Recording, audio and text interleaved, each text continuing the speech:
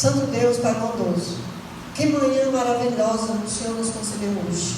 Aqui aprendendo da Tua Palavra, junto com os adultos, com os juvenis, adolescentes.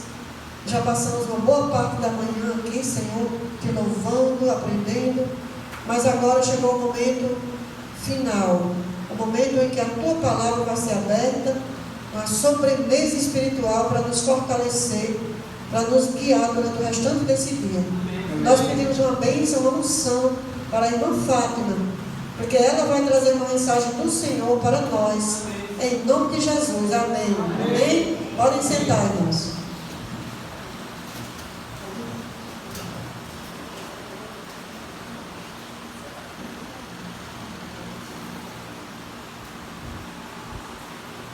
Bom dia a todos, feliz sábado. Que Deus possa ser engrandecido, né? Que toda a honra e glória seja somente para Ele. Tudo que aqui for falado seja para a honra e glória do Senhor. Amém. Né? Vamos abrir a palavra de Deus lá em Mateus 13, 24 ao 30. Será que leva uma coisa para agora? Acho que é mais do lado. Deixa eu ver aqui.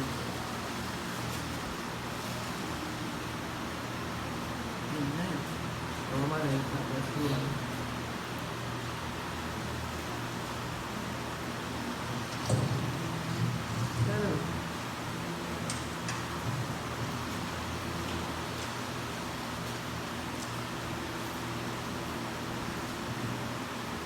Todos acharam?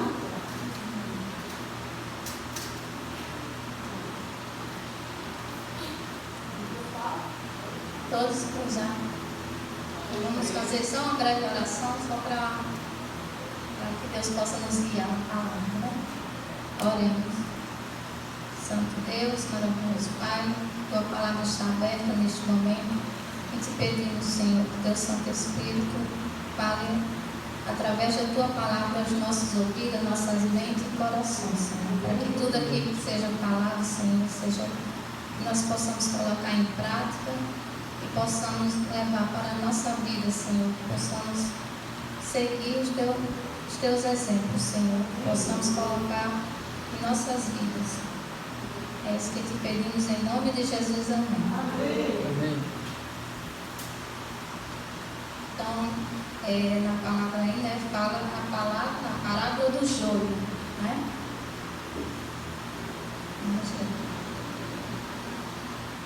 Outra parábola lhes propôs, dizendo: o reino dos céus é semelhante a um homem que semeou boa semente no seu campo. Mas enquanto os homens dormiam, veio o inimigo dele, semeou o joio no meio do trigo e retirou-se. E quando a erva cresceu e produziu fruto, apareceu também o joio. Então, vindo os servos do dono da casa, lhes disseram: Senhor, não semeaste boa semente no teu campo? De onde vem, pois, o joio? Ele, porém, lhes respondeu: um inimigo fez isso. Mas os servos lhe perguntaram: queres que vamos e arranquemos o joio? Não, replicou ele, para que ao separar o joio não arranqueis também com ele o trigo. Deixai-os crescer junto até a colheita. E no campo e no tempo da colheita direi aos ceifeiros: ajuntai primeiro o joio, atai-o em feixes para ser queimado, mas o trigo recolhei-o no meio do celeiro. Amém. Então, essa parábola serve para o nosso tempo de hoje, né? O tempo que estamos vivendo. E nossa igreja, ela é uma igreja separada para esse tempo, para proclamar as verdades da Bíblia, para que possamos, né, sermos esse joio, esse trigo, né? Que possamos estar no meio do trigo, não no meio do joio, né? Possamos ter recolhidos, mas não para queimar, e sim para está no meio da colheita, né? Então, a palha é separada do trigo. Então, introduzir-se-ão divisões na igreja. Desenvolver-se-ão dois partidos, o trigo e o joio crescerão juntos para a seca, como aqui a palavra já falou, né? O Espírito de Profecia lá nas Mensagens Escolhidas. A nossa irmã Eduardo, ela fala que haverá essa divisão, infelizmente, né? No meio do povo de Deus haverá essa divisão. E a gente já está vendo isso se cumprir no meio de nós. Onde a gente está vendo a nossa igreja, cada vez mais poucas pessoas estão aqui no meio de nós, né? Estão aqui frequentes na igreja. Infelizmente, poucos estão saindo para o campo para levar essa mensagem às outras pessoas que precisam ouvir essa verdade, né? E eu tenho pouco tempo, assim, à vista de muitos aqui, eu tenho pouco tempo na igreja. Eu me batizei no finalzinho de 2019. E eu tenho percebido como tem diminuído o povo de Deus, assim. E quando eu entrei na igreja, muitas pessoas estavam na igreja que eu acreditava que eram pessoas que estavam ali firmes na fé, que eram exemplos assim para a gente até admirar, né, assim, de seguir. E quando você menos esperava, assim, acontecia algo e aquela pessoa ia deixando de frequentar, deixando e aos poucos saía da igreja. E isso está acontecendo com muitos de nós, infelizmente, né? Por causa que estamos deixando de ter essa comunhão com Deus, por falta da comunhão. Deixamos as coisas do nosso dia a dia nos atropelar no tempo e fazendo com que nós deixamos para depois a comunhão com Deus. Se a gente não se levantar imediatamente e ali se ajoelhar aos pés do Senhor e não buscarmos a Deus ali em oração, outras coisas vão acontecendo e você vai deixando aquela comunhão de lado. E quando você menos espera, às vezes até para você fazer uma oração antes de dormir, você não consegue. Por causa do tempo. Tem nos atropelado, infelizmente, que é o nosso maior vilão, eu acredito, que é vencer o tempo. Assim, no sentido da gente colocar Deus em primeiro lugar. E por causa disso, infelizmente, nossa irmã Eduardo, né, fala para nos alertar, né, para aqueles que ainda estão aqui, ainda estão permanecendo aqui na casa do Senhor, buscando, né, tentando melhorar cada dia. Ela diz que haverá uma sacudidura da peneira. No devido tempo, a palha precisa ser separada do trigo. Ou se multiplicar a iniquidade, o amor de muitos está esfriando. Então, este é precisamente o tempo em que o genuíno será o mais forte. Então, aqueles que perseverar são os que vão vencer no final. Que nós possamos ser esses que vamos perseverar. Eu oro a Deus todos os dias, pedindo a Ele que Ele não me deixe cair. Porque eu estou vendo muitas pessoas ao meu redor se afastando, caindo, né? E eu peço a Ele todos os dias. Não sou melhor do que eles, nem melhor do que ninguém. Mas o que eu peço a Ele é que, se for para que eu venha cair, que Ele me tire antes.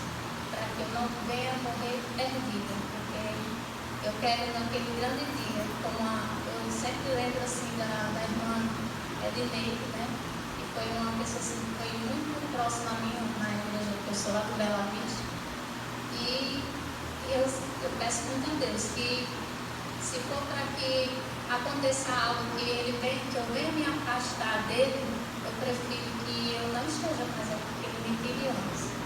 Porque eu sei que muitos de nós vamos dormir antes para que, por misericórdia que o Senhor vai ter conosco, para que nós não venhamos nos perder. Né? Então, que muito melhor será que a gente durma salvo do que a gente se perder no meio do caminho, da caminhada, e no final o Senhor olhar para nós e dizer: não nos conheço. Será uma frase muito dura que muitos irão ouvir. Que não sejamos nenhum de nós, né? Amém. Então temos lá no Antigo Testamento também a história da rebelião, né, de Datã e Abirão. E ele está lá em Números 16, do 1 ao 6, também, quer dizer, fala todinho, né, no capítulo 16 todinho. Mas tem uns versos assim que a gente, se quiser abrir aqui, para a gente só dar uma conferida, o que foi que aconteceu com eles e que serviu, que sirva como exemplo para todos nós, né? Números 16, a partir do versículo 1, 16, 1, aí vai seguindo.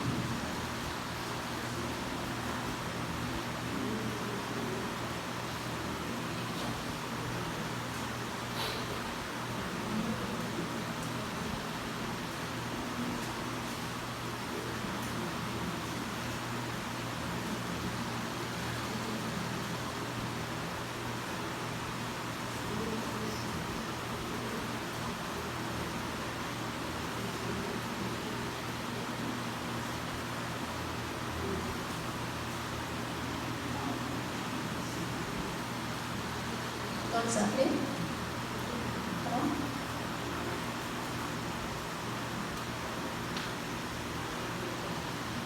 Amém? Amém. Então aqui fala da rebelião de Corá, Datã e Abirão, né? Foram 3 rebeldes naquele tempo. Quer dizer, um dos 3, né? Porque tem gente que quer mais.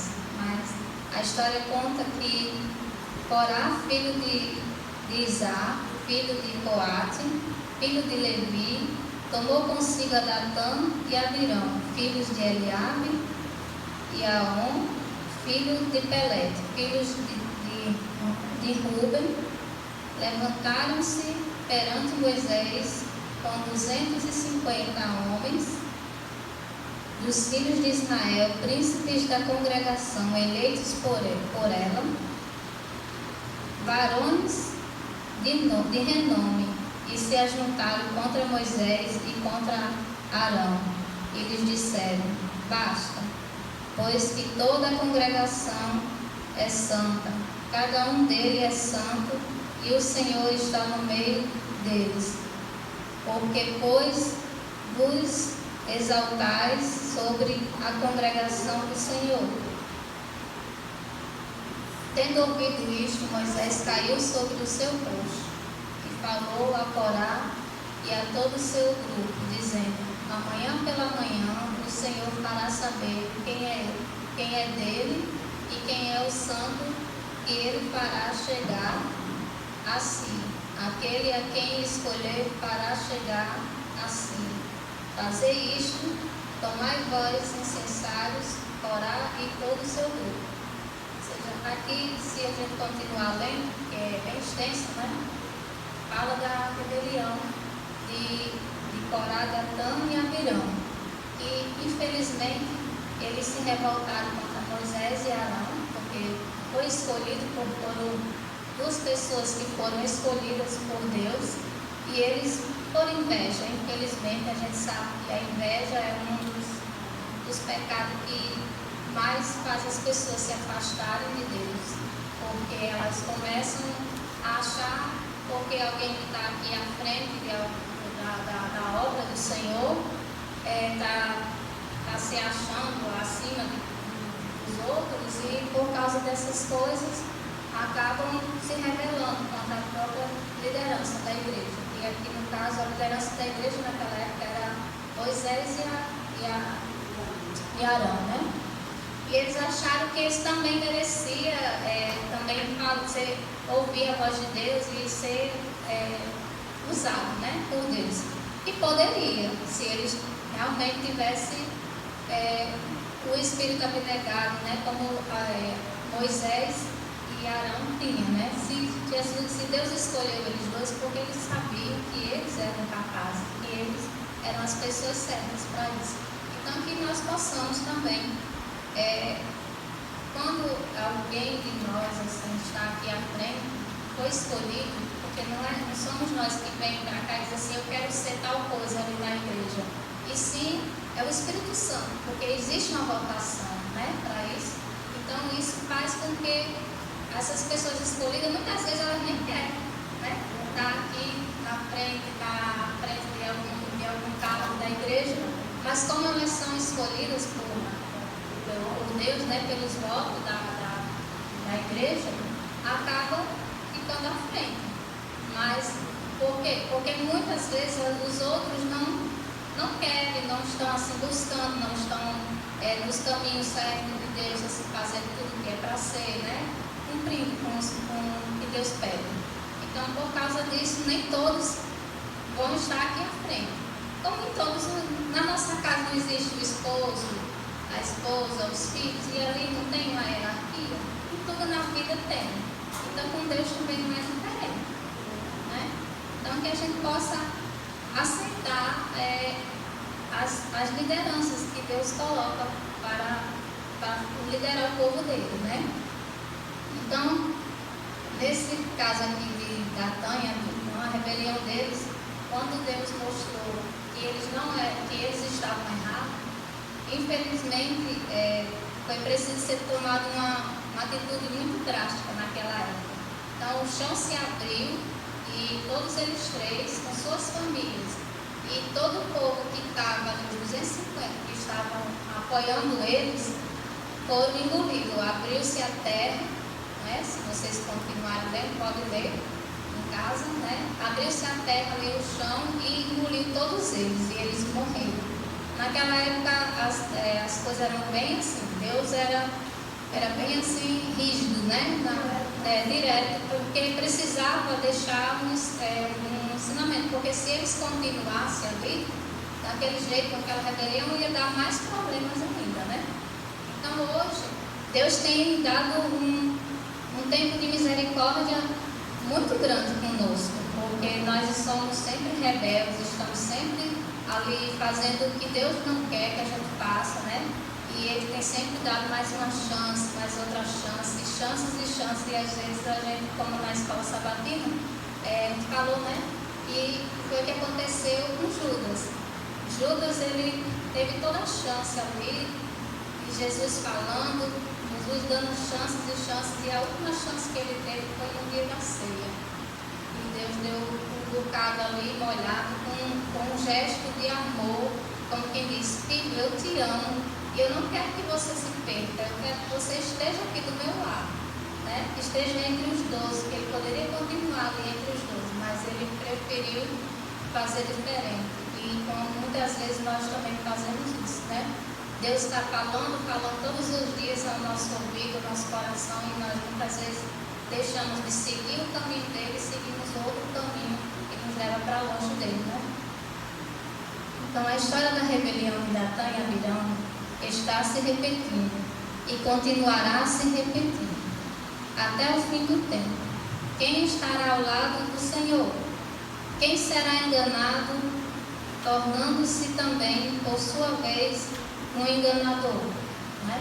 E nós não sejamos essas pessoas, né? E somos enganados e acho que passamos a enganar outras pessoas, né? Porque a gente sabe que tem muitos aí que fazem esse tipo de coisa. O Senhor virá em breve. Em toda a igreja deve haver um processo tendente a aprimorar e joirar, pois entre nós há homens perversos que não amam a verdade, nem honram a Deus. Então, estamos no tempo da sacudidura, né? E tudo que tiver de ser sacudido será, né? Então, que nós possamos ser a semente que vai ficar, né? Não que vai ser lançada fora. Possamos ser essa. Então, Deus tem na terra uma igreja que é seu povo escolhido, que guarda os seus mandamentos. Ele está guiando não ramificações, não uns peixes em pouco, sim um povo, né? Um povo que não aquelas ramificações transviadas, não um aqui e outro ali, né? Não umas migalhas, e sim um povo que vai, no final, ser o povo de Deus, né? Que vai dar com a verdade. A verdade é um poder santificador, mas a igreja militante não é a igreja triunfante. Há joio entre o trigo. Então, os servos perguntam ao pai de família, que é o que semeou, né?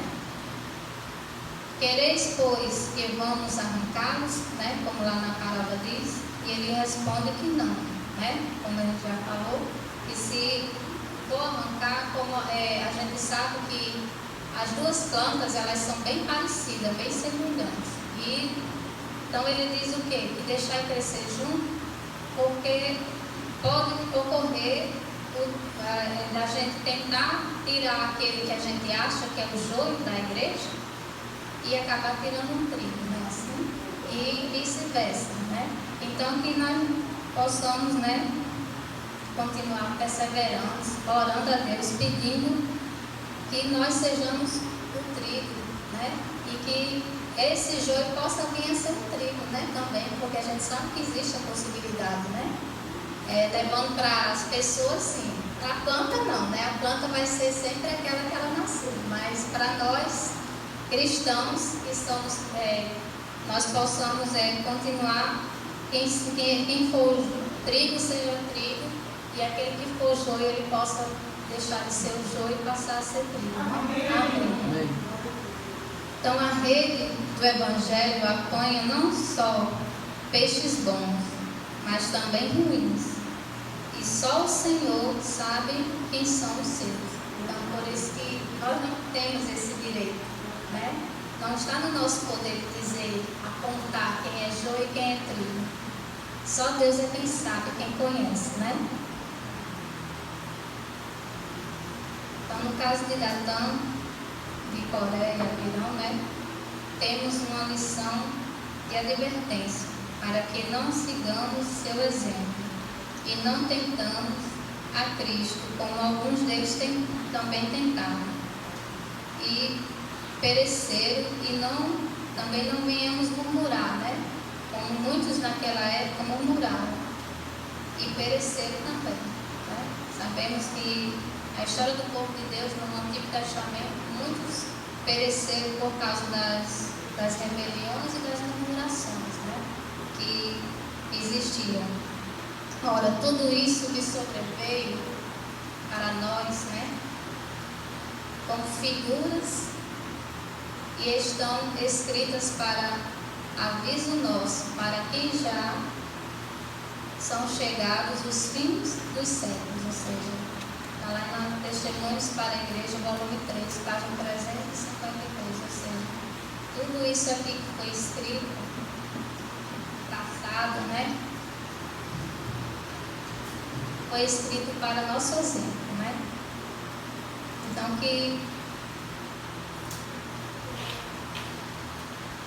o Senhor não desculpará os que conhecem a verdade e não guardam os seus mandamentos, por palavra e ação. Então que possamos, né, ser pessoas que nós somos o povo escolhido, somos o povo que tem a verdade.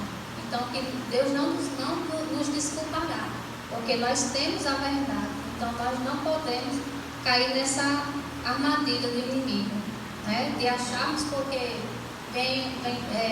vemos aqui a igreja, um culto ou outro, não se envolvemos na obra e achar que tudo isso já é suficiente.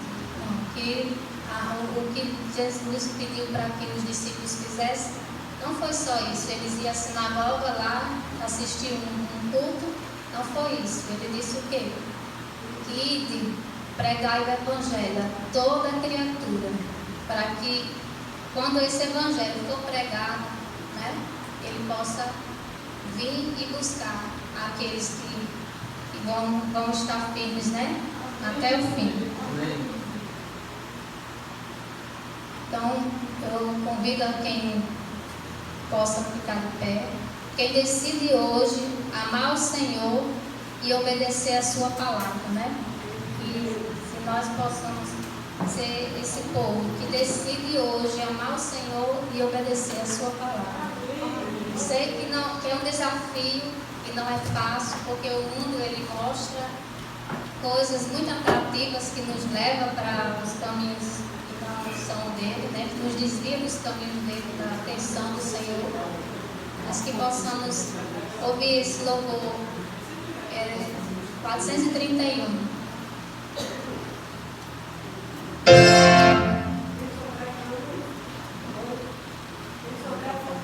Sua força.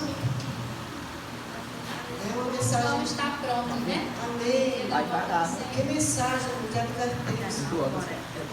Deus sempre carinhosamente nos alertando. Dá uns puxões aqui.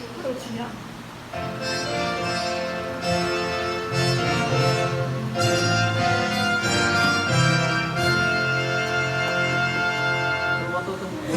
Grande dia